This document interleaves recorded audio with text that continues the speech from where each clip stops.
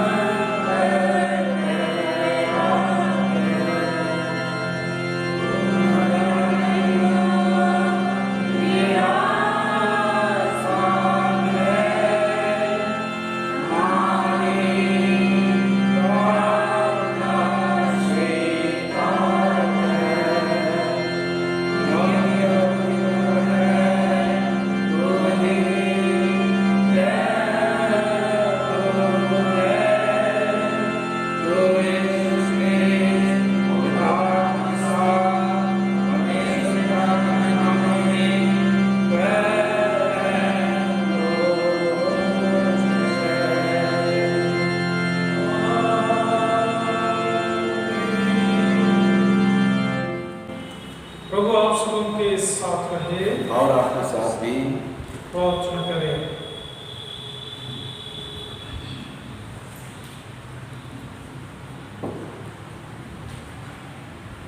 पवित्र आत्मा के अवतरण पर्व के पश्चात 10वां प्रभुवार की प्रार्थना हम अर्पण करें। हे सर्वशक्तिमान पिता, तेरा धन्य पुत्र प्रभु यीशु इसलिए मरा कि हम जीवित रहें, और उसने हमें सिखाया कि हम दुख को हर्ष में बदल डालें।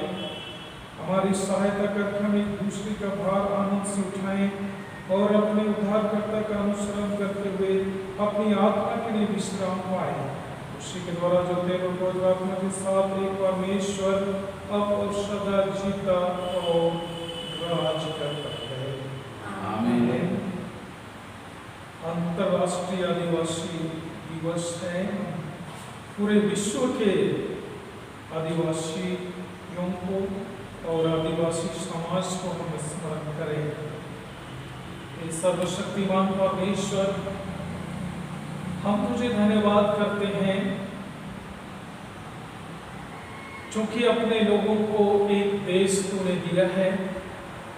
जिस तरह अपनी चुनी हुई प्रजा के लिए एक देश, प्रतिज्ञा देश का नाम को ठहराया और उसका तूने उन्हें वारिस और प्रजा ठहराया। इस समय हम विशेष प्रार्थना करते हैं पूरे विश्व में उन आदिवासी लोगों के लिए, उस समाज के लिए जो आरंभ से ही उन देशों में रहते हैं। प्रभु परमेश्वर, हमारी विनती है कि सारे कोई अपने इतिहास और अपने अस्तित्व के बारे में सही जानकारी रखें और उसके अनुसार चलने के द्वारा से अपने समाज को और अपने आप को दिन ब दिन विकास के रास्ते पे ले चल सके। प्रभु परमेश्वर इसके लिए विश्व स्तर पर जो कार्य हो रहे हैं, कार्यक्रम हो रहे हैं, उस पर भी तेरी अगुवाई हो, और ताकि उनके माध्यम से पूरे विश्व के आदिवासियों को जो संदेश दिया जाता है उस पर वे ध्यान करें। प्रभु परमेश्वर परिस्थितियाँ इस वर्ष में बदल गई हैं, जिसके कारण से हम सामूहिक रूप से एकत्रित नहीं हो पाते हैं, किंतु ऑनलाइन के द्वारा से जो भी संदेश एक एक आदिवासी समाज और व्यक्ति तक पहुंचाया जाएगा उस पर लोग ध्यान करें और हर कोई उसके लिए मेहनत करे, ताकि आदिवासियों की अस्तित्व और समाज सुरक्षित रहे और आदिवासी भी विकास के मार्ग में आगे चले। शिक्षा के क्षेत्र में वे उन्नति करें, ताकि अपने अधिकार और कर्तव्यों को भली भांति जाने। और जहाँ कहीं भी हर किसी भी माध्यम से ये कार्यक्रम हो रहे हैं, आशीष दे और लोगों तक यह संदेश पहुंचाया जा सके। यह हमारी प्रार्थना है हमारे प्रभु यीशु ख्रीस्त के द्वारा, आमीन। हम इस मरी के समय के लिए प्रार्थना करें। ये परम दयालु परमेश्वर को जीवन और मृत्यु का प्रभु है, जबकि पूरे विश्व में यह महामारी फैली हुई है और विश्व इससे संक्रमित है। डर और भय की स्थिति पूरे विश्व में मानव समाज में बनी हुई है प्रभु, और इसके लिए जो वैक्सीन की तलाश की जा रही है, वैज्ञानिकों को ज्ञान बुद्धि और प्रवीणता दे, ताकि उसके लिए योग्य औषधि का आविष्कार कर सके, ताकि मनुष्यों का प्राण सुरक्षित रहे। हे प्रभु परमेश्वर, सबसे बड़ा वैक्सीन तेरा ही वचन है, तेरा पवित्र भय मानना ही सबसे बड़ी औषधि है।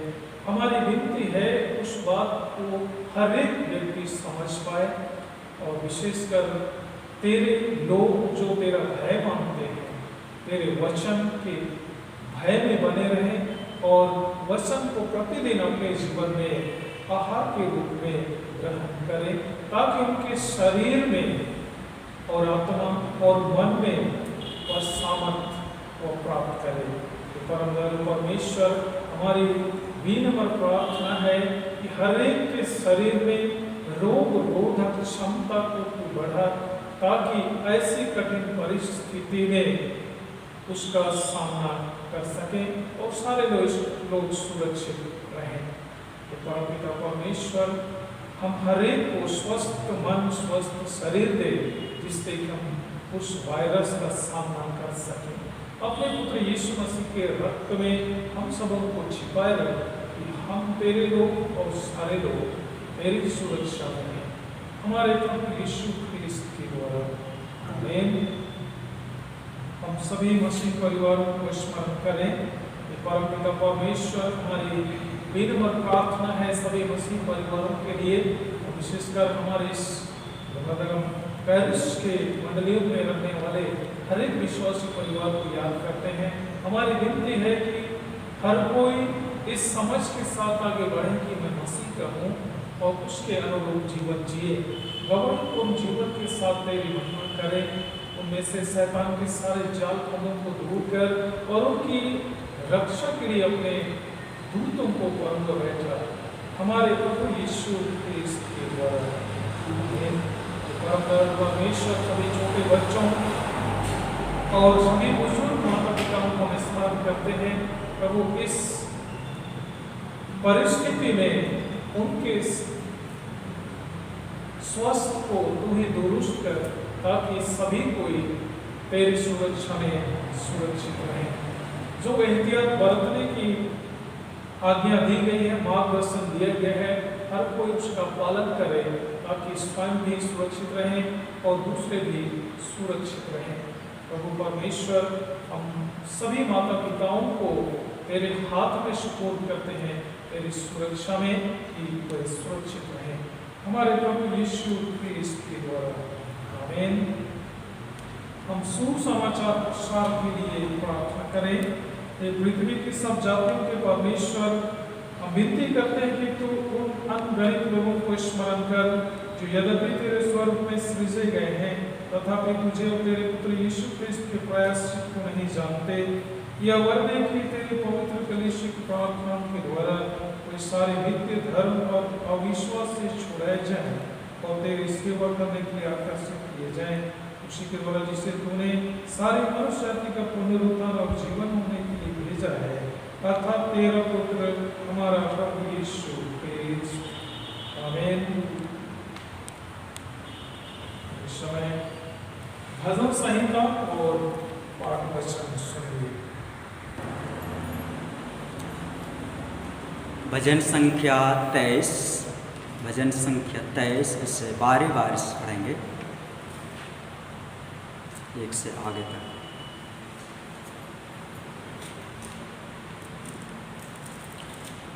यहोवा मेरा चरवाहा है, मुझे कुछ घटी ना होगी।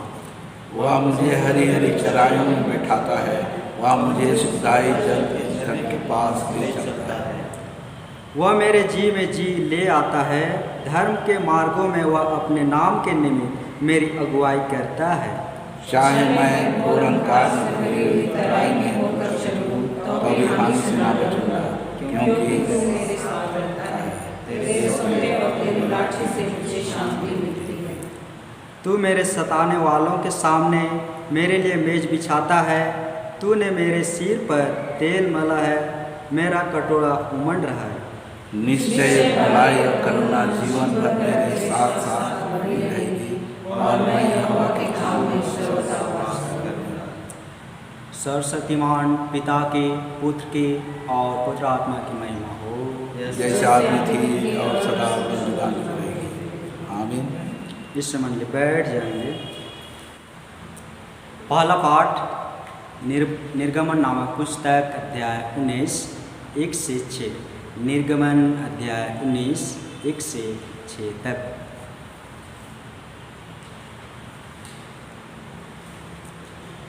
इस्राएलियों को मिस्र देश से निकले हुए जिस दिन 3 महीने बीत चुके थे, उसी दिन वे सीनाई के जंगल में आए।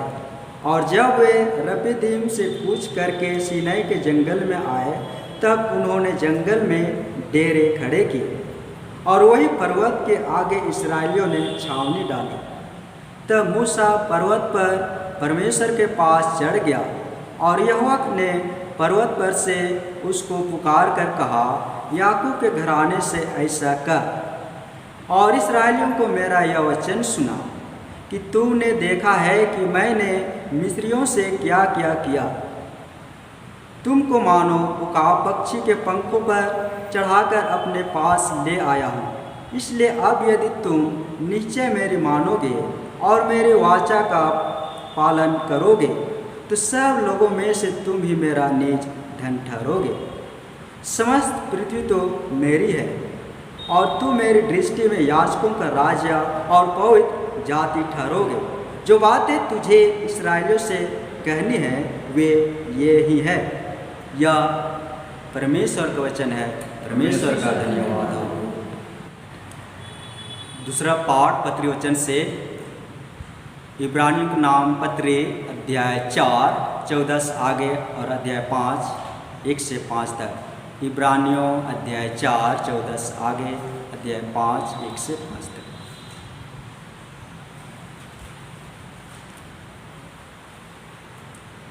सो जब हमारा ऐसा बड़ा महायाजक है जो स्वर्गों से होकर गया है, अर्थात परमेश्वर का पुत्र यीशु, तो आओ हम अपने अंगीकार को दृढ़ता से थामे रहे, क्योंकि हमारा ऐसा महायाजक नहीं जो हमारी निर्बलताओं में हमारे साथ दुखी ना हो सके, वरन वह सब बातों में हमारी न्याय परखा तो गया तो भी निष्पाप निकला।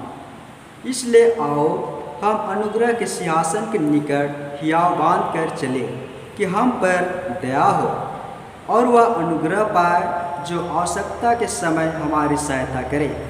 क्योंकि हर एक महायाजक मनुष्यों में से लिया जाता है और मनुष्यों ही के लिए उन बातों के विषय में जो परमेश्वर के संबंध रखती है ठहराया जाता है कि भेंट और पाप बलि चढ़ाया करे।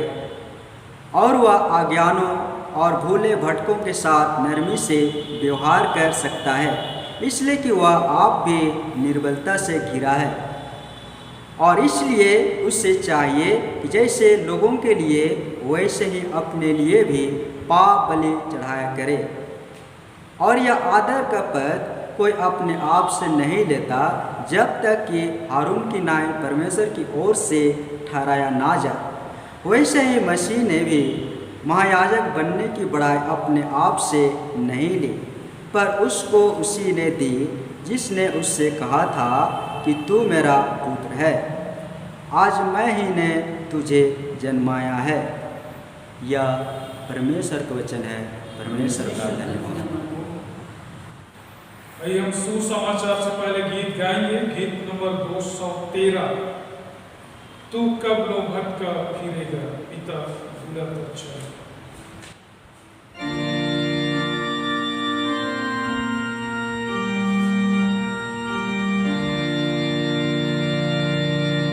No.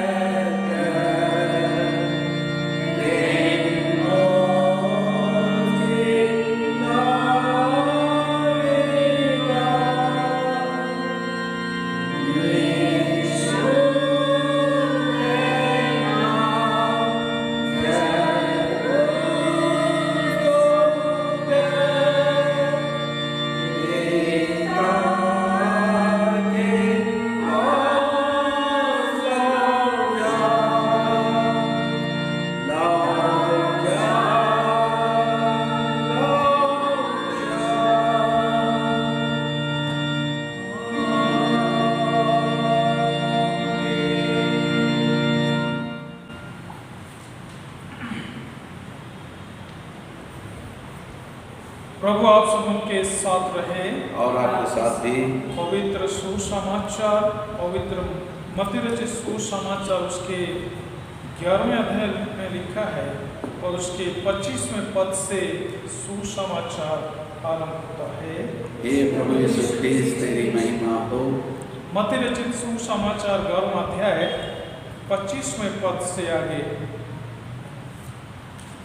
उसी समय यीशु ने कहा, हे पिता, स्वर्ग और पृथ्वी के प्रभु, मैं तेरा धन्यवाद करता हूँ कि तूने इन बातों को ज्ञानियों और समझदारों से छिपा रखा और बालकों पर प्रकट किया है। हाँ हे पिता, क्योंकि तुझे यही अच्छा लगा। मेरे पिता ने मुझे सब कुछ सौंपा है और कोई पुत्र को नहीं जानता केवल पिता, और कोई पिता को नहीं जानता केवल पुत्र, और वह जिस पर पुत्र उसे प्रकट करना चाहे। हे सब परिश्रम करने वालों और बोझ से दबे हुए लोगों, मेरे पास आओ, मैं तुम्हें विश्राम दूंगा। मेरा जुआ अपने ऊपर उठा लो और मुझसे सीखो, क्योंकि मैं नम्र और मन में दीन हूँ, और तुम अपने मन में विश्राम पाओगे, क्योंकि मेरा जुआ सहज और मेरा बोझ हल्का है। यह ख्रिस्त का सुसमाचार है। हे प्रभु यीशु ख्रिस्त तेरी स्तुति हो। आइए हम प्रार्थना करें। सर्वशक्तिमान परमेश्वर पिता, हम तेरे वचन के लिए धन्यवाद करते हैं और इस समय हम तेरे वचनों में से सीखना चाहते हैं। हमारी अगुवाई कर ताकि हम तेरे वचन की गूढ़ बातों को समझ सकें और उसके अनुसार चलने के लिए हम अपने आप को तैयार करें। हमारी सहायता करके हम तेरे वचन को आत्मसात करें। प्रभु परमेश्वर, हमारी विनती है, ध्यान की आत्मा से हमें भरपूर कर ताकि यह समय हम तेरे वचन के साथ व्यतीत करें, हमारे प्रभु यीशु ख्रिस्त के द्वारा, आमीन। परमेश्वर के वचन में मैं आप सबों का हार्दिक स्वागत कर रहा हूँ। आज के लिए हमारा जो विषय है, परमेश्वर बोझ से दबे लोगों की चिंता करता है। इस विषय पर हम अध्ययन करें या बाइबल से सीखें, उससे पहले मैं बाइबल से कुछ पदस्थलों को आपके सामने प्रस्तुत करना चाहता हूं, ताकि हम उस वचनों को ध्यान करते हुए आज के विषय में आगे बढ़ें। यिर्मयाह नबी की पुस्तक में और निर्गमन की पुस्तकों में ऐसे हमें वचन मिलता है। निर्गमन नामक पुस्तक 3 अध्याय उसके 7 पद में, मैंने अपनी प्रजा के लोग जो मिस्र में हैं उनके दुख को निश्चय देखा है और उनकी चिल्लाहट परिश्रम कराने वालों के कारण होती है, उसको भी मैंने सुना है और उनकी पीड़ा पर मैंने चित्त लगाया है।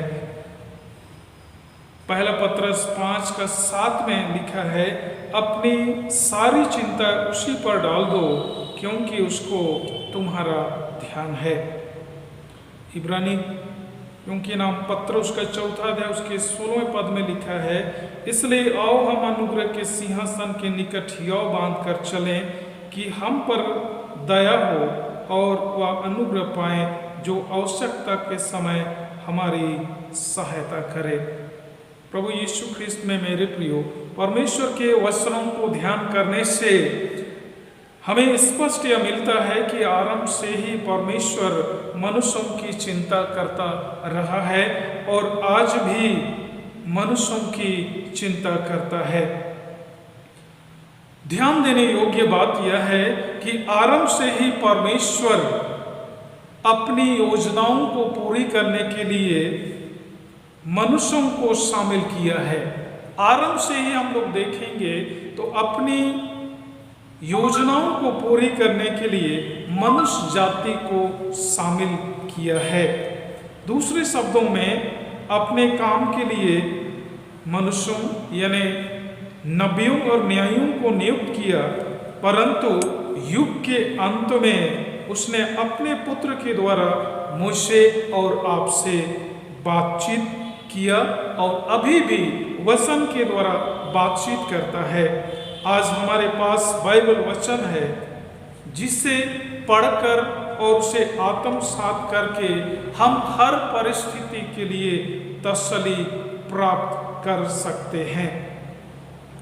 इब्रानियों के नाम पत्र उसका पहला अध्याय पहला दूसरे के अनुसार से कि परमेश्वर पूर्व युगों में थोड़ा थोड़ा करके बातचीत किया और युग के अंत में अपने पुत्र के द्वारा से, जो पहले शब्द के रूप में परमेश्वर के साथ था और बाद में युग के अंत में परमेश्वर की योजना अनुसार वही शब्द प्रभु यीशु मसीह में शरीर धारण करके हमारे बीच में रहा।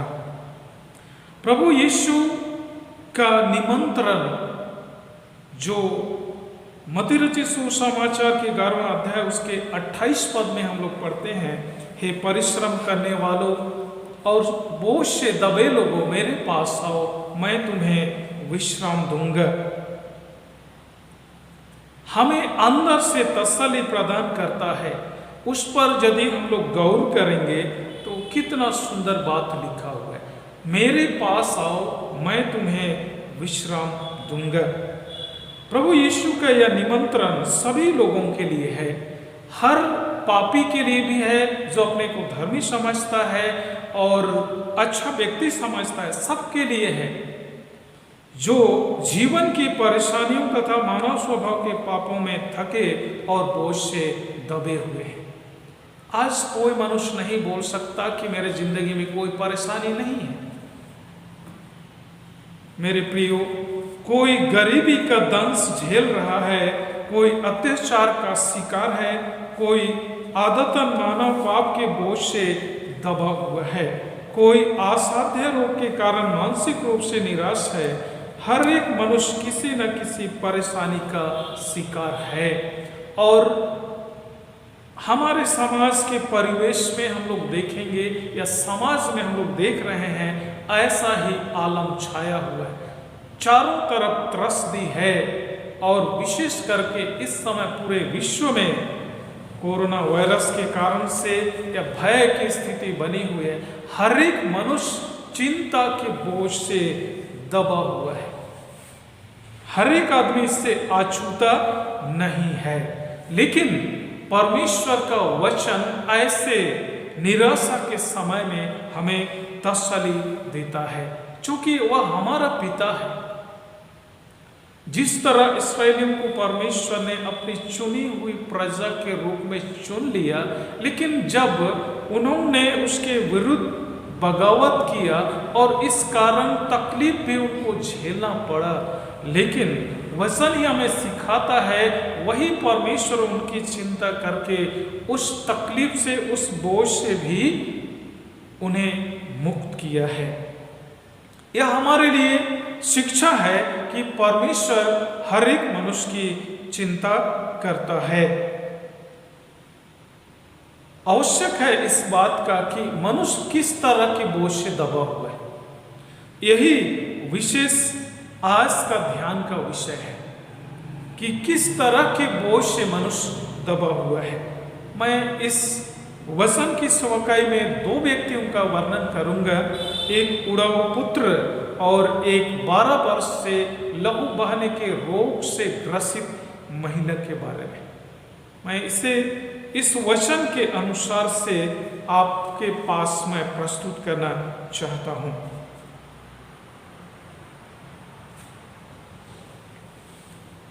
निर्गमा नामक पुस्तक उसका 20 अध्याय उसके 8 वचन में विश्राम दिन को पवित्र मानने के लिए स्मरण रखना, ऐसा हमें वचन मिलता है। विश्राम दिन को पवित्र मानना के लिए स्मरण रखना, क्यों पवित्र मानने के लिए स्मरण रखना है, यह बड़ा अहम सवाल है। उसके प्रत्युत्तर के रूप में यहोवा ने विश्राम दिन को आशीष दी और उसको पवित्र ठहराया।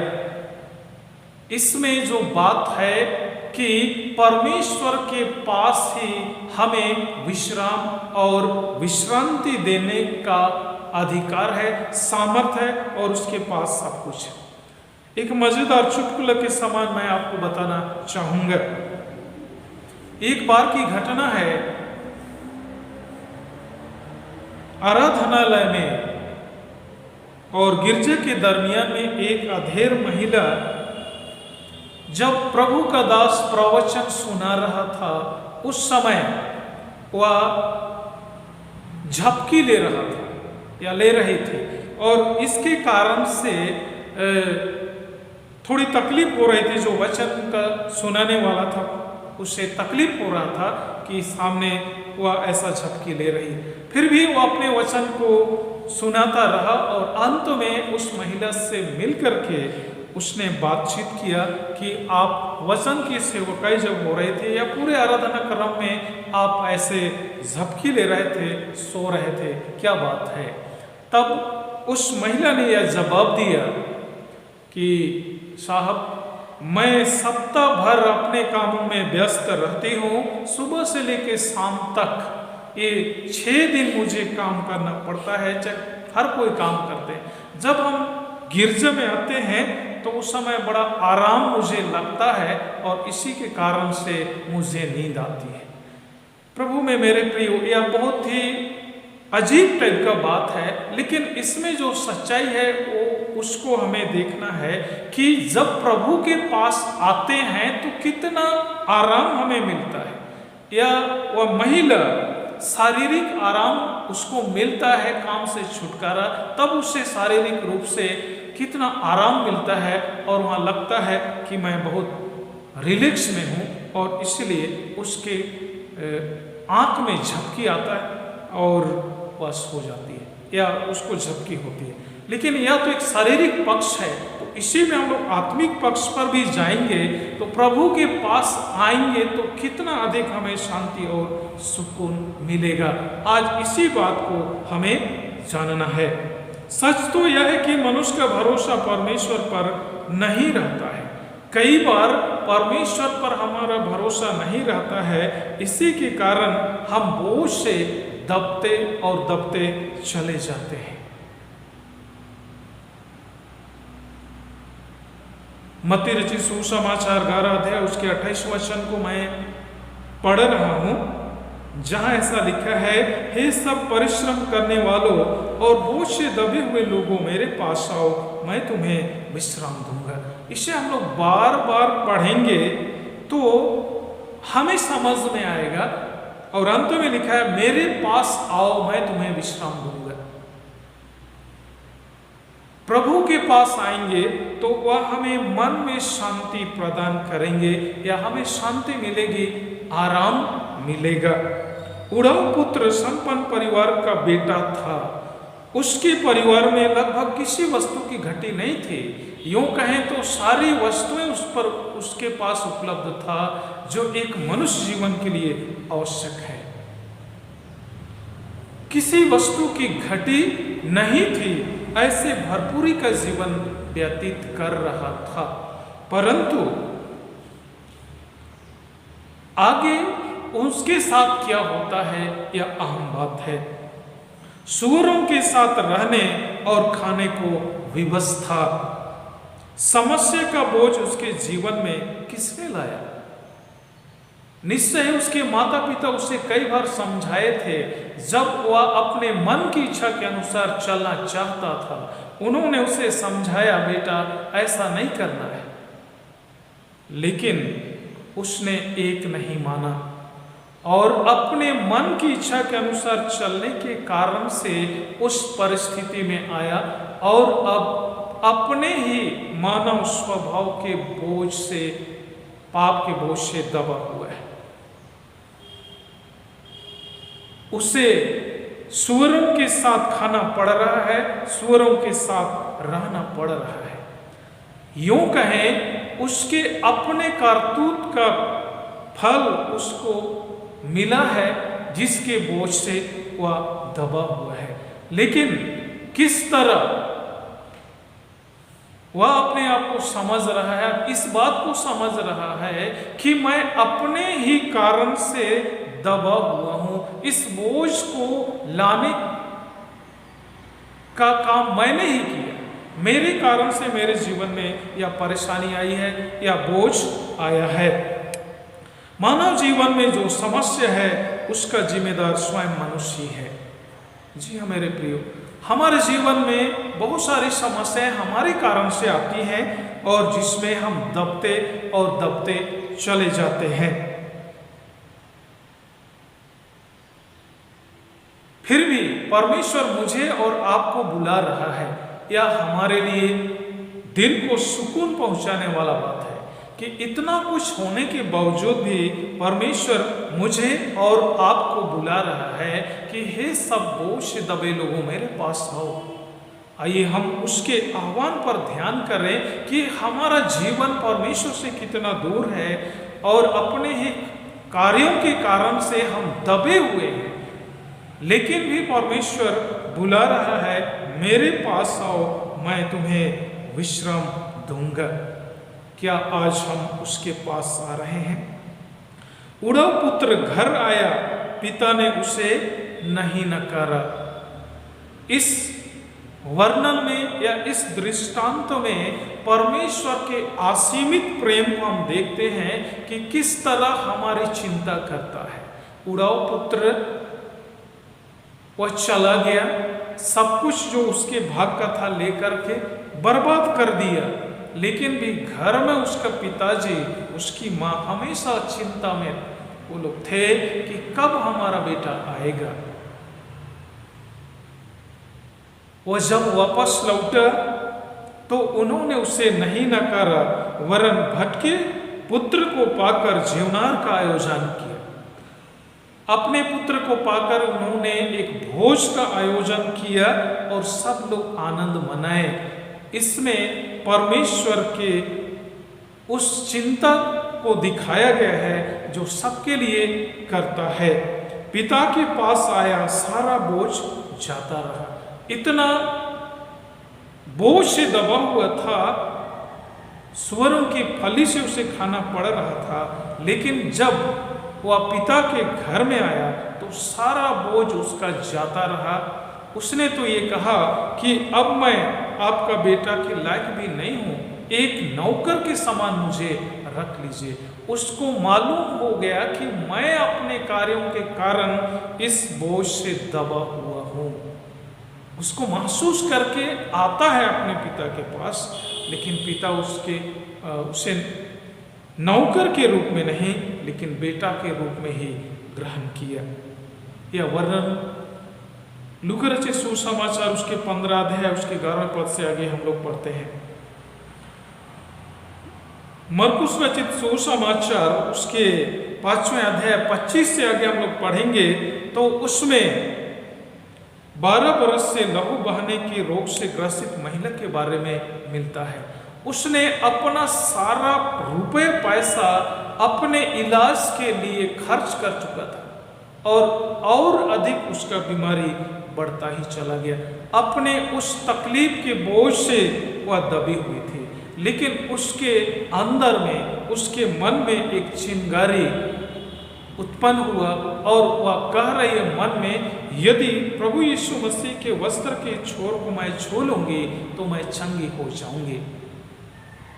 प्रभु यीशु मसीह पर वो विश्वास कर रही है, इतना छोटा सा चिंगारी के समान, लेकिन उसके अनुसार जब वो करने लगी, वह आकर के प्रभु यीशु मसीह के वस्त्र को छू ली तो तत्काल अपने बीमारी से वो चंगाई को प्राप्त की। प्रभु यीशु ख्रिस्त में मेरे प्रियो, यह बहुत ही छोटा सा लगता है, लेकिन इसमें जो बात छिपा हुआ है वह मेरे और आपके लिए भी है। यदि आज हम इस बात को विश्वास करें, इस पर विश्वास करें कि मैं प्रभु यीशु के पास आऊंगी या परमेश्वर के पास आऊंगा या आऊंगी, तो मैं शांति को प्राप्त करूंगी। और यूहन्ना रचित सुसमाचार उसका 6वां अध्याय उसके 37 पद में परमेश्वर के वचन में लिखता है, यीशु मसीह कहता है, जो कोई मेरे पास आएगा मैं उसे बाहर नहीं निकालूंगा। चूंकि उसने निमंत्रण दिया है, मेरे पास आओ मैं तुम्हें विश्राम दूंगा, और जो लोग आएंगे तो उसे कभी भी बाहर नहीं निकालेगा। संसार या मनुष्य शांति की तलाश में तीर्थ, पुण्य और धर्म कर्म का सहारा ले रहे हैं। आज ऐसा वातावरण है या ऐसा समय है जहां पर मनुष्य ऐसे कर्मों का सहारा ले रहे हैं, परंतु मन में या आत्मा में शांति नहीं है। क्यों? क्योंकि उसके माध्यम से हमें शांति या आराम मन में नहीं मिलेगा जब तक कि हम प्रभु यीशु के पास नहीं आएंगे। मित्रों, आपसे मेरी विनम्र प्रार्थना है, कुछ पदस्थलों को मैं आपके सामने प्रस्तुत करना चाहूँगा। हम उसे अपने मनन के लिए अवश्य ध्यान करेंगे। यशायाह नबी की पुस्तक उसका 54 अध्याय उसके 10वें पद में इस तरह लिखा है। यशायाह नबी की पुस्तक उसका 54 अध्याय उसके 10 पद में परमेश्वर के वचन में ऐसा लिखा है, चाहे पहाड़ हट जाएं और पहाड़ियां टल जाएं, तो भी मेरी करुणा तुझ पर से कभी ना हटेंगी और मेरी शांतिदायक वाचा ना टलेगी। यहोवा जो तुझ पर दया करता है उसका यही वचन है। इतना बड़ा वायदा परमेश्वर का है कि हम पर उसकी करुणा बनी रहेगी, लेकिन हम उसके पास आएंगे तब वह हमें मिलेगा। यशायाह नबी की पुस्तक उसका 43 अध्याय उसके 25 वचन में इस तरह से परमेश्वर के वचन में हमें मिलता है, मैं वही हूं जो अपने नाम के निमित्त तेरे अपराधों को मिटा देता हूं। जब हम पाप के बोझ से दबे हुए होते हैं और यह समझकर कि मैं अपने कामों के कारण अपने पाप से दबा हुआ हूं, ऐसी स्थिति में भी प्रभु के पास आएंगे तो वह अपने नाम के निमित्त हमारे अपराधों को मिटा देते हैं और तेरे पापों को स्मरण नहीं करूंगा। कितना सुंदर वचन है। अगर परमेश्वर हमें क्षमा कर दिया तो हमें कितनी सुकून मिलेगी। यशायाह 44 उसका 21-22 को भी हम पढ़ेंगे तो हमारे लिए बहुत ही सुंदर और शांतिदायक वचन है। हे याकूब, हे इस्राएल, इन बातों को स्मरण कर, तू मेरा दास है, मैंने तुझे रचा है। हे इस्राएल, तू मेरा दास है, मैं तुझको ना भूलूंगा। मैंने तेरे अपराधों को काली घटा के समान और तेरे पापों को बादल के समान मिटा दिया है। मेरी ओर लौटा, क्योंकि मैंने तुझे छुड़ा लिया है। जी हाँ मेरे प्रियो, शैतान से उसने हमें छुड़ा लिया, अनंत मृत्यु से हमें छुड़ा लिया है। अब हमें इस बात को जानकर कि प्रभु के पास मुझे आना है, शांति पाना चाहते हैं तो हमें उसके पास आना है। प्रेरितों के काम का वर्णन नामक पुस्तक उसका 3 अध्याय का 19 वचन में भी परमेश्वर के वचन में ये बातें हैं। प्रेरितों के काम का वर्णन नामक पुस्तक उसका 3 अध्याय उसके 19 वचन को मैं पढ़ रहा हूं, जहां ऐसा लिखा है, इसलिए मन फिराओ और लौट आओ कि तुम्हारे पाप मिटाए जाएं, जिससे प्रभु के सम्मुख से विश्रांति के दिन आए। जब हम प्रभु के पास लौट जाते हैं तो हम चाहे किसी भी तरह से दबे हुए क्यों ना हो, अन्याय से, अत्याचार से, असाध्य रोग से या पाप के बोझ से, लेकिन परमेश्वर हमें शांति दे सकता है। और इसीलिए इब्रानियों के नाम पत्र में हम इस बात को पा रहे हैं कि आओ हम उस सिंहासन के पास हियाव के साथ आए। यिर्मयाह नबी की पुस्तक उसका 30 अध्याय और 17 वचन में यूं लिखा है। यिर्मयाह नबी की पुस्तक उसका 30वां अध्याय उसके 17 वचन में ऐसा लिखा है, मैं तेरा इलाज करके तेरे घावों को चंगा करूंगा, यहोवा की यह वाणी है, क्योंकि तेरा नाम ठुकराई हुई पड़ा है, वह तो सियोन है, उसकी चिंता कौन करता है, अर्थात मैं ही करता हूं। 12 पद से 15 पद तक मैं पढ़ रहा हूँ जहाँ पर ऐसा लिखा है, यहोवा यूं कहता है, तेरे दुख की कोई औषधि नहीं है। मनुष्य पाप के बोझ से दबा हुआ होता है, उस पाप से छुटकारा पाने का और कहीं दूसरा औषधि नहीं है। और तेरी चोट गहरी और दुखप्रद है, तेरा मुकदमा लड़ने के लिए कोई नहीं, तेरा घाव बांधने के लिए ना पट्टी ना मलहम है। तेरे सब मित्र तुझे भूल गए, वे तुम्हारी सुधि नहीं लेते, क्योंकि तेरे बड़े अधर्म और भारी पापों के कारण मैंने शत्रु बनकर तुझे मारा है। मैंने क्रूर बनकर ताड़ना दी है, तू अपने घाव के मारे क्यों चिल्लाती है? तेरी पीड़ा की कोई औषध नहीं, तेरे बड़े अधर्म और भारी पापों के कारण मैंने तुझसे ऐसा व्यवहार किया। कई बार हमारे पाप ही हमारे लिए बोझ का कारण बनता है और जिसका कोई औषधि नहीं है, लेकिन फिर भी परमेश्वर के पास आएंगे तो परमेश्वर के पास वो औषधि है जिसके द्वारा से हमें आराम मिलता है।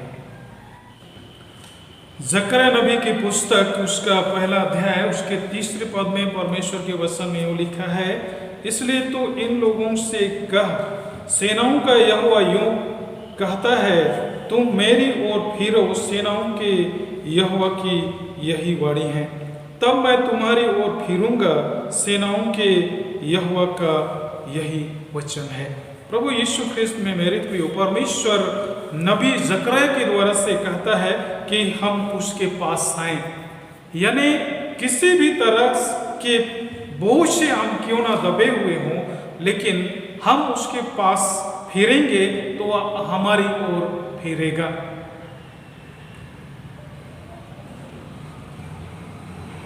मन या हृदय में शांति चाहते हैं तो आज ही हमें यीशु के पास आना है। मैं आपसे यही सलाह दूंगा कि हृदय में यदि शांति पाना चाहते हैं तो प्रभु यीशु के पास आएं, उसके अनुग्रह को निमंत्रण पर ध्यान करें, गौर करें, मेरे पास आओ, मैं तुम्हें विश्राम दूंगा। हम उसके पास आएंगे, निश्चय हमें शांति और विश्रांति मिलेगी। किसी भी प्रकार के बोझ से क्यों ना दबे हों, यीशु के पास आएं। मुझे और आपको शांति और आराम देने के लिए प्रभु यीशु मसीह या प्रभु हर समय तैयार है कि हम उसके पास आएं। जरूरी यह है कि हम अपने गुनाहों को स्वीकार करें कि मैं अपने ही पापों के कारण दबा हुआ हूं, ये परिस्थिति मेरे कारण आई है, उसे स्वीकार करके प्रभु के पास आना है और वह निश्चय ही उस तकलीफ से हमें बाहर निकाल सकता है, हमें शांति और आराम दे सकता है। जैसे उड़व पुत्र को भी आराम मिला और 12 वर्ष से लहू बहने के रोग से ग्रसित महिला को भी चंगाई मिली और शांति भी मिला। आइए हम उस प्रभु के वचन पर गौर करें कि हमें भी शांति, आराम और सुकून मिले। परमेश्वर इस वचन के द्वारा हम सबों को आशीष प्रदान करे। प्रार्थना करें, प्रभु तेरे वचन के लिए धन्यवाद करते हैं, तेरे अनुग्रहपूर्ण निमंत्रण के लिए धन्यवाद करते हैं। हमारी आंखें खोल दे प्रभु कि हम कहीं नहीं वरन तेरे पास आए, ताकि हम वो शांति प्राप्त करें जो संसार या संसार की वस्तु नहीं दे सकता है। परम दयालु परमेश्वर, हमें ऐसा आत्मिक अगुवाई प्रदान करके हम इधर उधर नहीं किंतु हम तेरे पास आए, हमारे प्रभु यीशु ख्रिस्त के द्वारा। अब हम अपने विश्वास की घोषणा करें। प्रेरितों का विश्वास वचन हम एक साथ अंगीकार करें।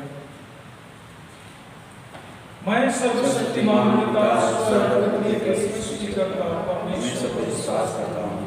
मैं हमारे यीशु की विश्वास करता हूँ और अपने सामने से गर्भ में आया, तुम्हारी मारी से जन्मा, सृष्टिकर्ता का विश्वास में होगा, वह क्रूस पर चढ़ाया गया, मरा और मारा गया और मृत्यु के लोक में उतरा, इससे दिन भर उठा और सर पर चढ़ गया और पिता के बहनों को आसमान है आंसू और गीतों को रहेगा। मैं पवित्र आत्मा पर संतों की संगति पापों की क्षमा देह के पुनरुत्थान और अनंत जीवन पर विश्वास करता हूं। आमीन।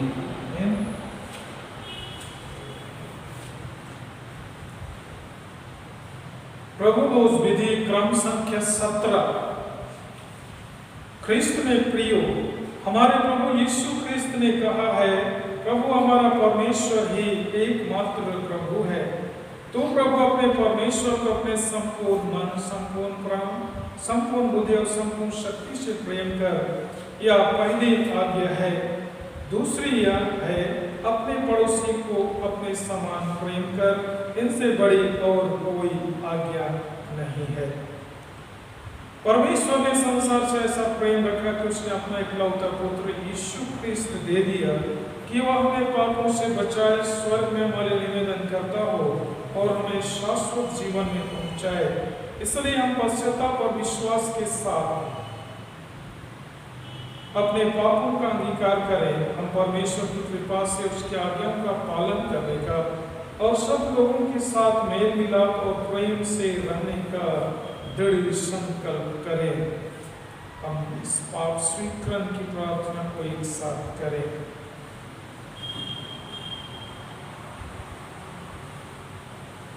एक साथ आप चाहेंगे प्रार्थना मुद्रा में।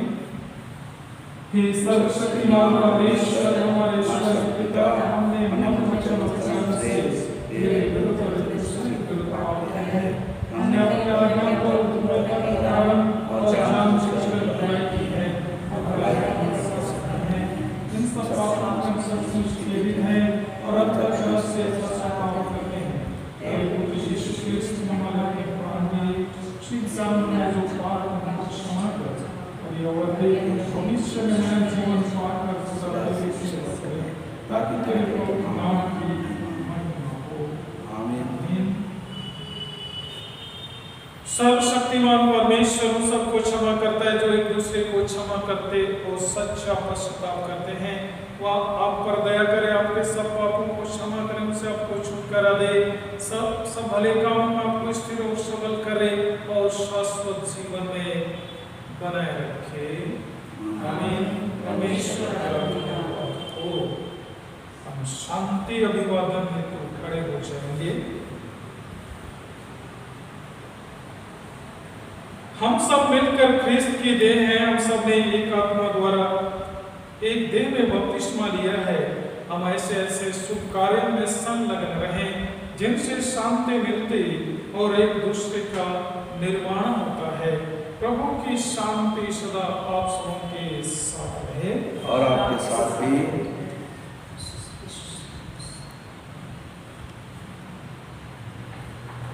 अब हम श्रद्धा और भक्ति के साथ प्रभु को अपना भेंट अर्पित करते हुए गीत गाएंगे।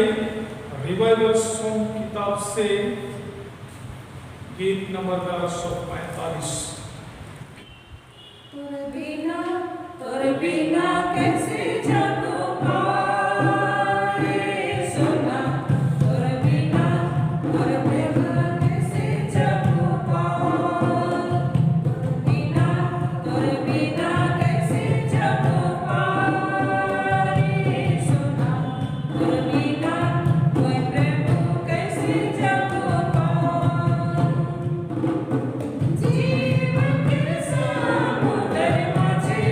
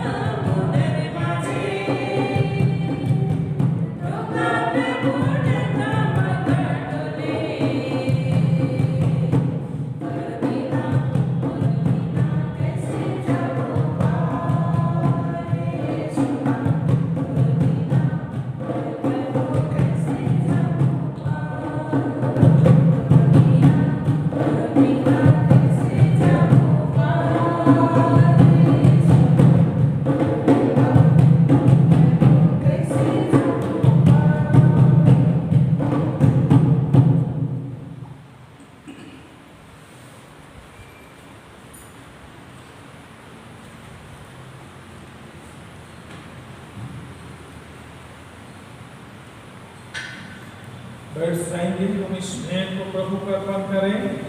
हे सर्वशक्तिमान परमेश्वर, हम तुझे धन्यवाद करते हैं क्योंकि हमारे जिंदगी को भौतिक आशीषों से तू ही तृप्त करता है। हमारे पास जो कुछ है सब कुछ तूने ही दिया है और उसी में से हम इस समय भेंट तुझे अर्पण कर रहे हैं। प्रभु, इस भेंट को हमारे हाथ से स्वीकार कर अपने पवित्र कलीसिया के काम में आने के लिए से आशीषित कर। हमारे विनती हर एक को आशीष दे ताकि तुझे देने को हर एक हाथ खुले रहे, हर एक मन तत्पर रहे। प्रभु परमेश्वर, जहाँ कहीं भी होकर तुझे भेंट अर्पण कर रहे हैं, सभी भेंटों को स्वीकार करें और उन्हें आशीषित करें हमारे प्रभु यीशु क्रिस्त के द्वारा। आमीन। प्रार्थना करें।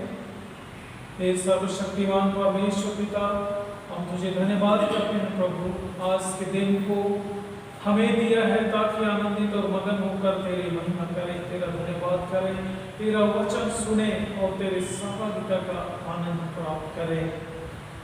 प्रभु परमेश्वर, हमारी विनती है कि हम तेरे वचनों पर अधिकाधिक ध्यान करते हुए इस जीवन में निरंतर आगे बढ़ें ताकि हम आत्मिकता में निरंतर उन्नति करते जाएं और संसार के प्रतिकूल परिस्थिति में भी हम डिगे नहीं, वरन विश्वास को थामे रहें और तेरे निकटता में जीवन जिए। तो प्रभु, आज दिन भर वरन पूरे जीवन भर के लिए हम तेरे सामर्थ्य संरक्षित हाथ में ही समर्पित होते हैं। हमारे साथ हो कि हम सभी सुरक्षित रहें।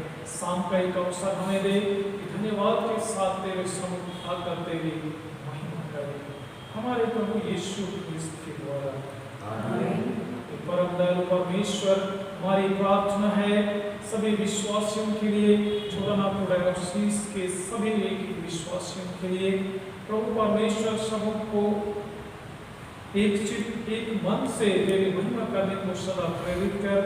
और हे परमेश्वर, हमारी विनती है हर प्रतिकूल परिस्थिति में भी हम एक साथ मिले जुले रहें और शैतान की हर ताकतों का हम सामना करें और कई ऐसी बातें आएंगी उस समय भी हम कभी डिगे नहीं, वरन स्थिरता के साथ अपने विश्वास की रखवाली करें। प्रभु परमेश्वर, सभी क्रियाकलापों के लिए हमारी प्रार्थना है कि सब कुछ तेरे आत्मा की अगुवाई में ही हो ताकि कोई काम रुके नहीं, वरन सब काम निरंतर आगे बढ़ता जाए। और हे परमेश्वर, हमारी विनती तू ही सच्चा और न्यायी है, धर्मी न्यायी है। हमारी विनती है हर उन बातों का तू ही न्याय कर जो मनुष्यों के विश्वास को भटकाने के लिए कार्य करती है। प्रभु परमेश्वर, विशेषकर इस समय हमारी प्रार्थना है जबकि हमारे छोड़नापुर डायोसीस में ऐसी बातें हैं जिसके कारण से कई लोगों के मन में कई सवाल हैं। हमारी विनती है कि अपने पवित्र आत्मा के द्वारा हम हर एक कुछ चलायमान कर ताकि परमेश्वर हम स्थिरता के साथ तुझ पर भरोसा रखें, किसी मनुष्य विशेष पर नहीं, किंतु तुझ जीवित परमेश्वर पर भरोसा रखकर हम आगे चलें, क्योंकि तूने अपने पुत्र यीशु के संसार में इसलिए भेजा कि उसके द्वारा से हम अनंत जीवन के रास्ते में सच्चाई के मार्ग में आगे चले।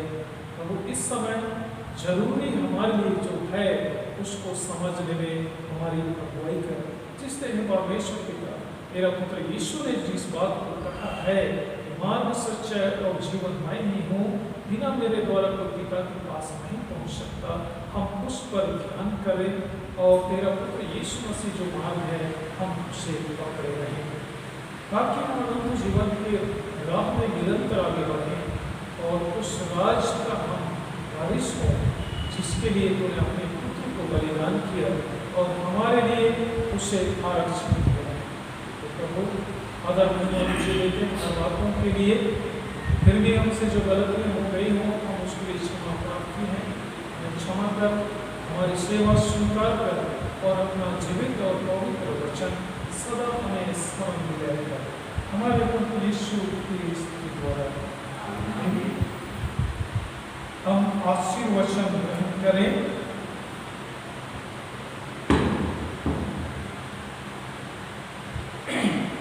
परमेश्वर की शांति जो सारी समझ से सर्वथा परे है, परमेश्वर उसके पुत्र हमारे प्रभु यीशु क्रिस्त की ज्ञान और प्रेम में आप सबके हृदय और विचारों को सुरक्षित रखें और सर्वशक्तिमान परमेश्वर पिता पुत्र और आत्मा के आशीष आप पर हो और सदा सर्वदा आप सबके साथ बनी रहे।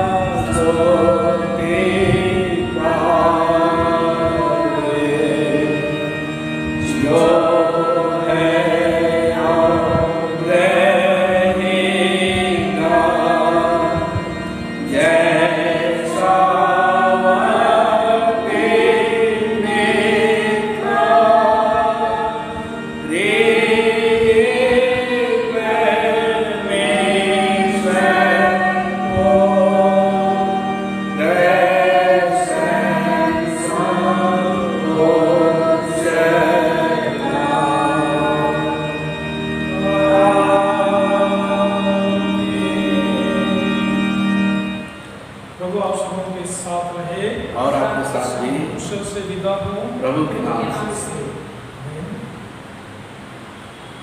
कोशिश है इसी से